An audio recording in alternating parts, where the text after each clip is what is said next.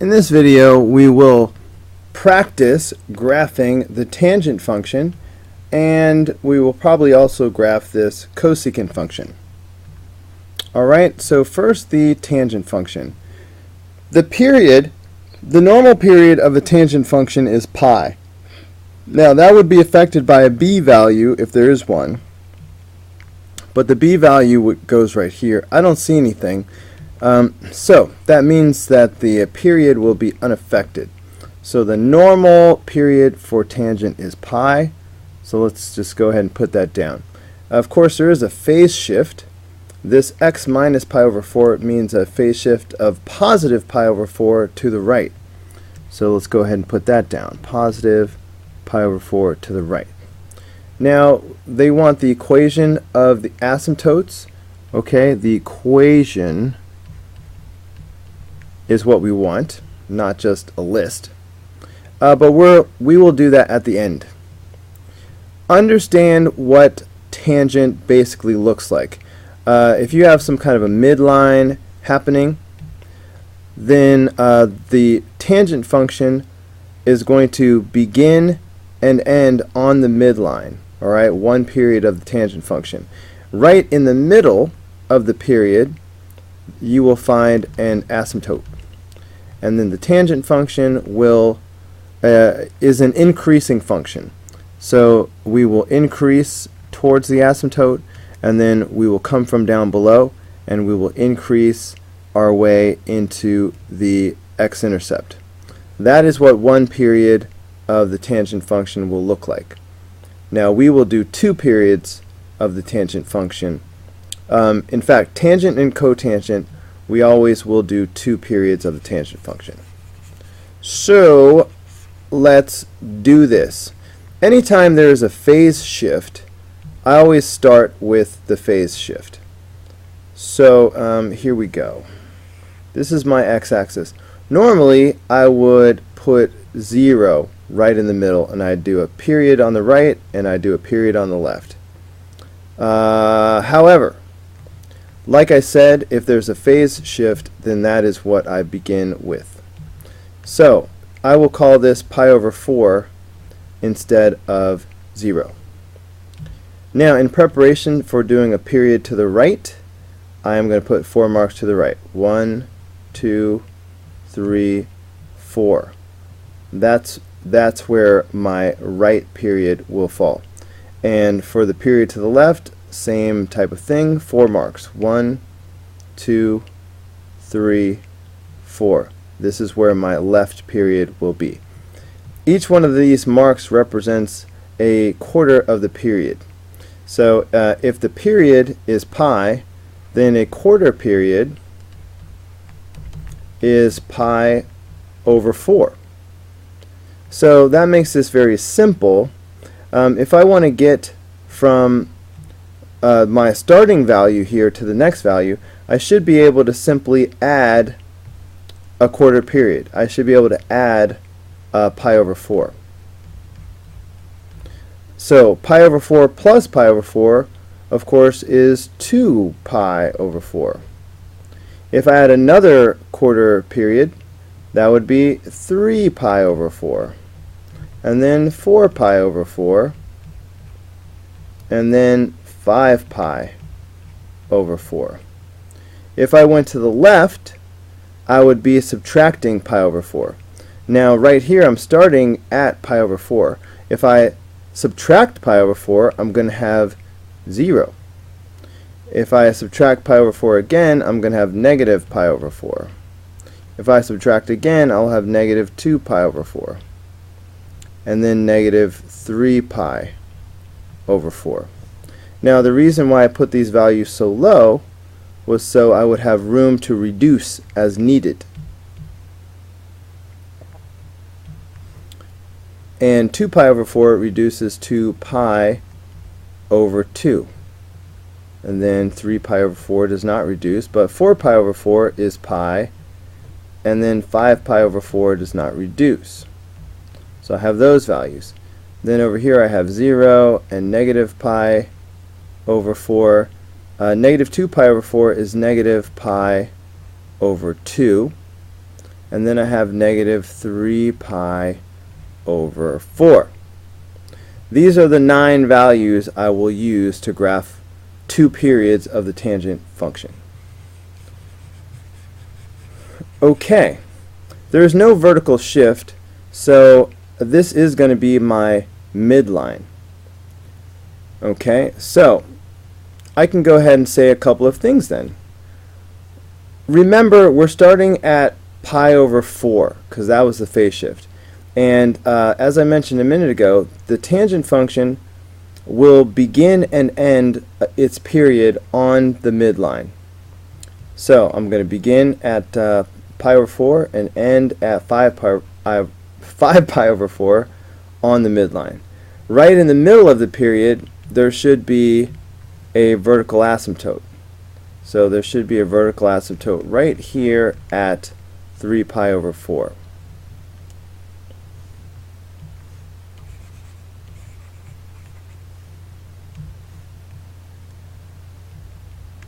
Okay, so this will be one period of the function over here. Now going to the left, I should have another point at the beginning of this period on the midline, and I should have another asymptote right in the middle.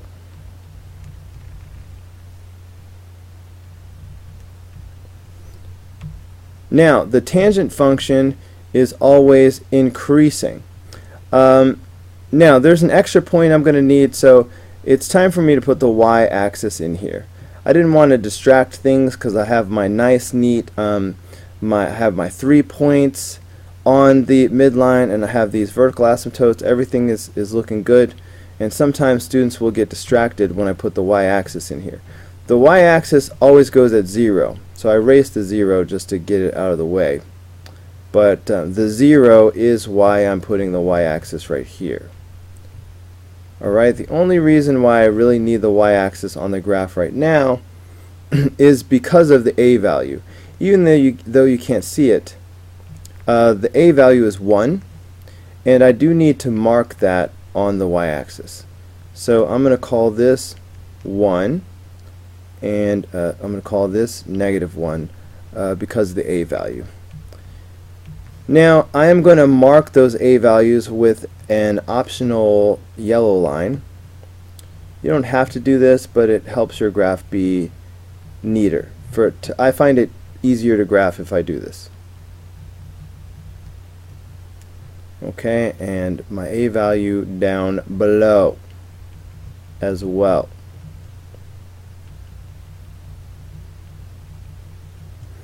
Alright, that's going to come into play right now. The tangent function is always increasing, so I'm going to increase my way towards the asymptote. But halfway over, it should be at the a value, so that yellow line helps me see that I need to put a point right there.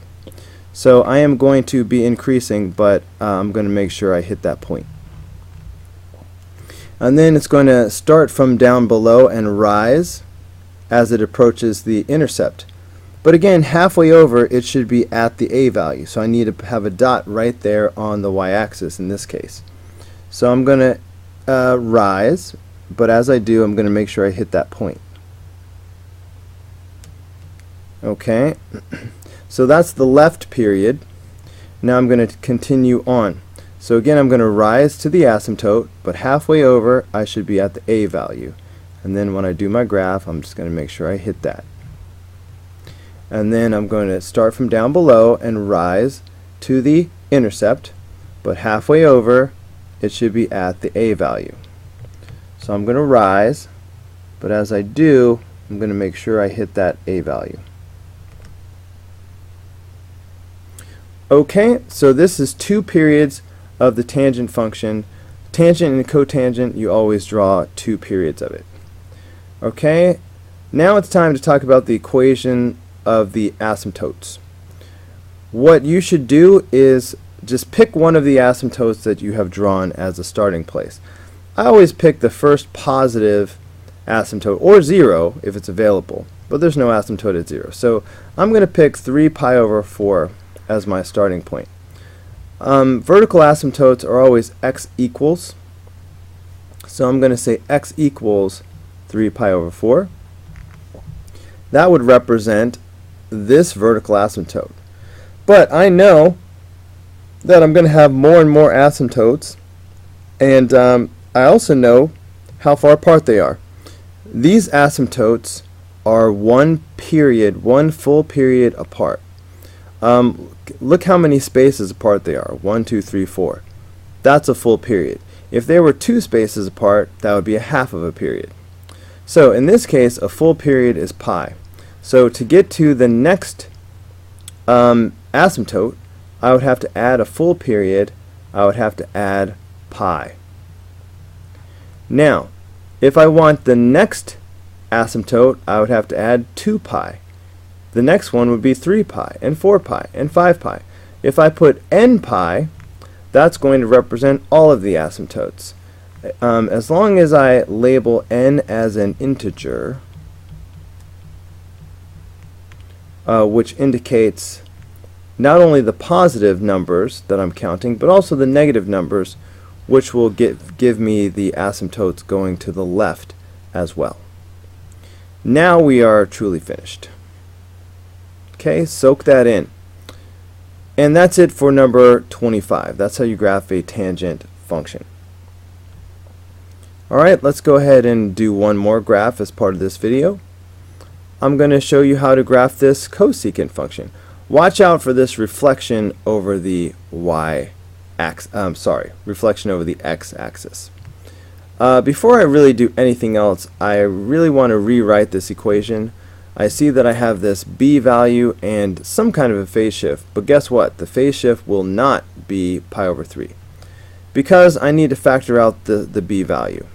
So I'm going to take this 2 and I'm going to put it outside of parentheses. And I'm going to have x minus something.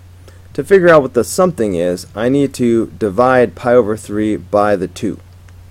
So if I want to divide pi over 3 by 2, I know that I can just put it in the denominator. So that's going to be pi over 6.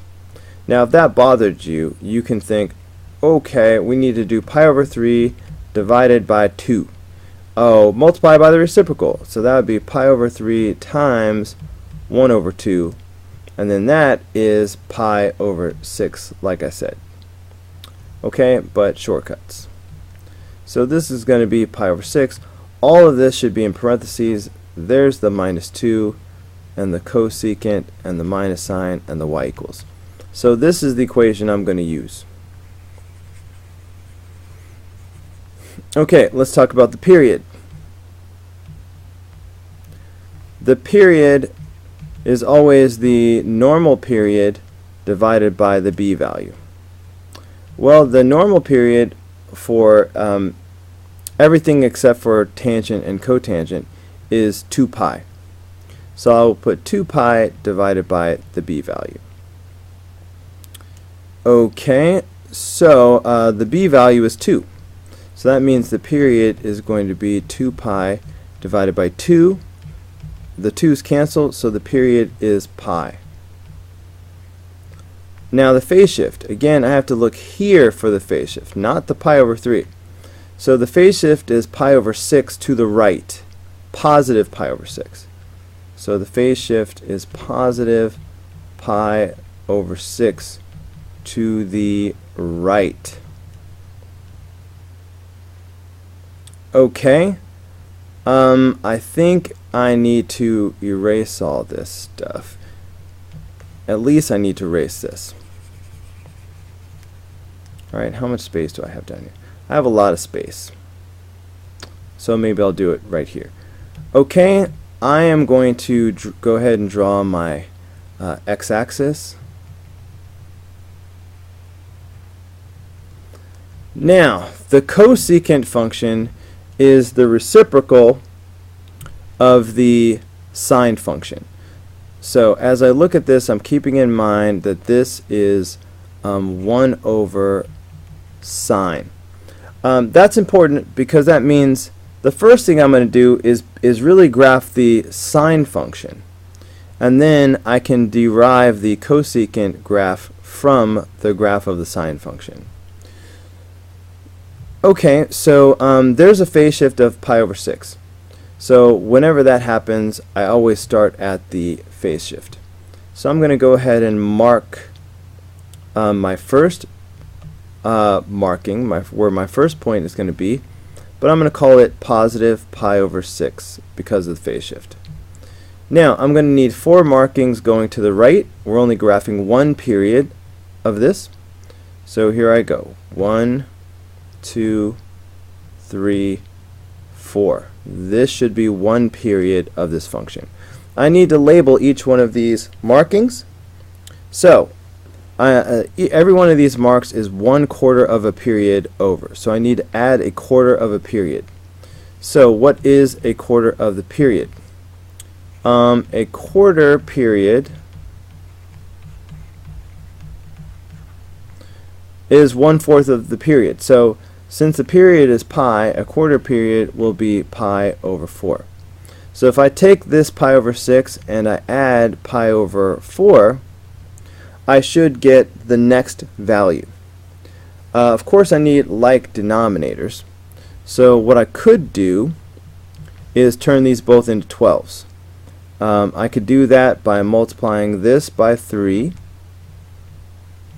and I could multiply this by 2.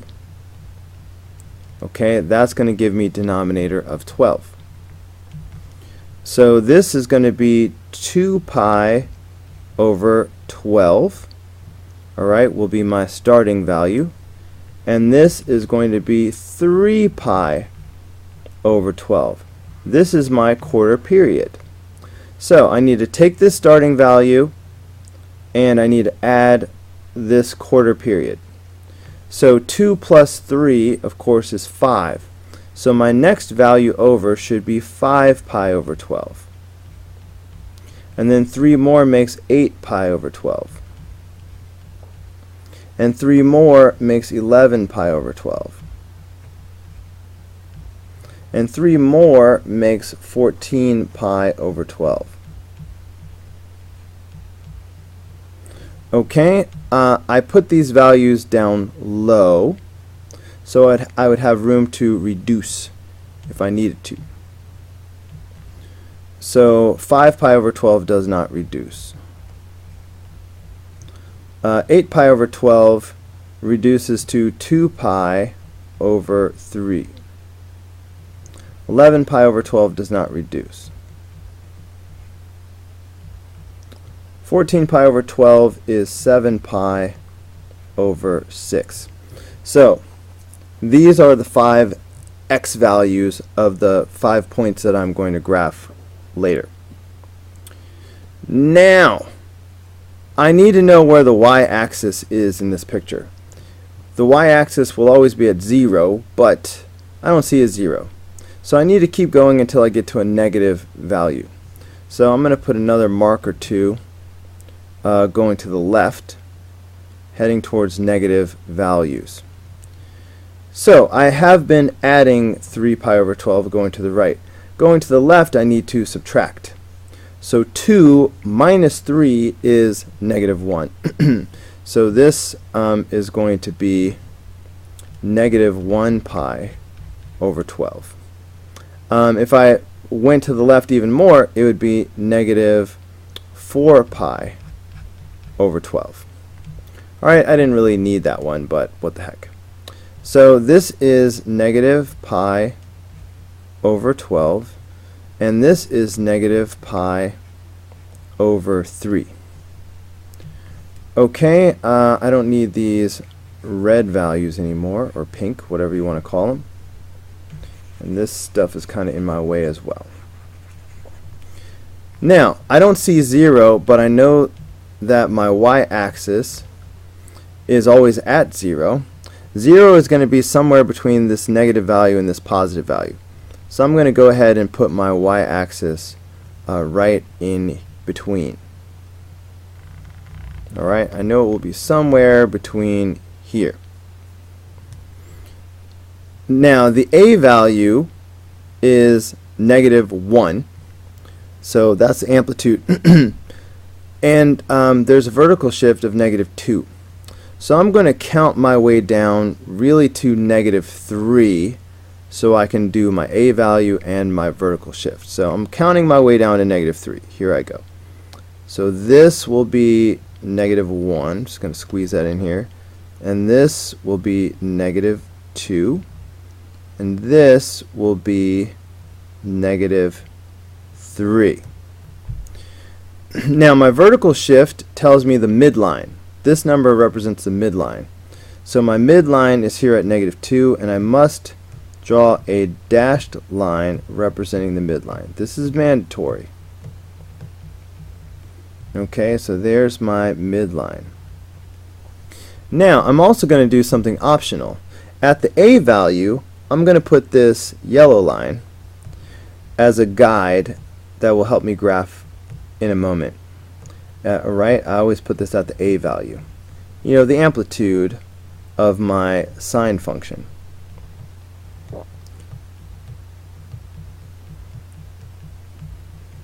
Okay, that is optional. So now I believe I'm ready to graph the sine function. Alright, because cosecant is the reciprocal of the sine function. Now I'm not going to graph this fully. I'm going to graph it very, very lightly and dot it. So we know that the sine function starts at the midline. I almost accidentally put it on the y-axis. That would be wrong. Remember the phase shift. I need to start at the phase shift, which is here at pi/6. So my first value will go here, not on the y-axis, at pi/6. There is a phase shift. Because this is a negative cosecant, I'm going to graph my sine function reflected over the y-axis. So whereas normally I would go up, because of the reflection, I'm going to go down first. So I will go down, and then back to the midline, and then up, and then back to the midline. So I'm going to just very lightly graph this reflected sine curve.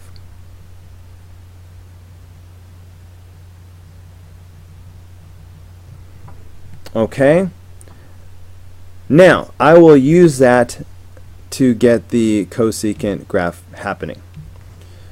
Everywhere the sine curve touches the midline, there's going to be an asymptote.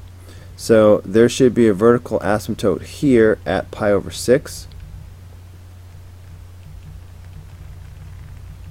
There should be another asymptote here at 2 pi/3.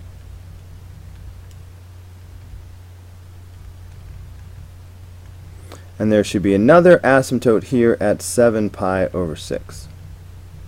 Alright, everywhere the sine function touches the midline, there should be an asymptote. Okay, now here comes the actual curve. The cosecant function and the sine function that I've lightly graphed have 2 points in common, and they are the extreme points at the low and at the high. So these two blue dots are actually going to be my first points on the cosecant function. From here I can just approach the asymptotes. So I'm going to approach the asymptote on the left, and I'm going to approach the asymptote on the right. So that is one branch of my cosecant function. And I'll do the same thing over here. I'm going to approach the asymptote, and I'm going to approach the asymptote. And that's it. This is what one period of the cosecant function will look like. Alright, I answered some stuff, but I haven't talked about the asymptote yet. We need equations. Alright, we're not just making a list. Don't just list off asymptotes. What I like to do is start with the first positive asymptote, or 0 if there's an asymptote there. But in this case, I'm going to start with the asymptote at pi/6. Alright, asymptotes always start off x equals. So this first asymptote is at x equals pi/6. Now, how far do I have to go to get to the next asymptote over? Well, it looks like I only have to go half of a period to get to the next asymptote. notice that they are only 2 spaces apart. A full period is 4 spaces. So from one asymptote to the next on this graph, it's half of a period. Remember, the period is pi. So half of a period is pi over 2. So that's why I'm going to add half of a period. Okay, that would get me to the next asymptote. But if I want the next asymptote, I would have to do 2 pi over 2. The next one would be 3 pi over 2. The next one would be 4 pi over 2. So if I go ahead and make this n pi over 2, I will capture all of the asymptotes. Alright, just put that multiplier in there. N pi over 2. Go ahead and mention that n is an integer.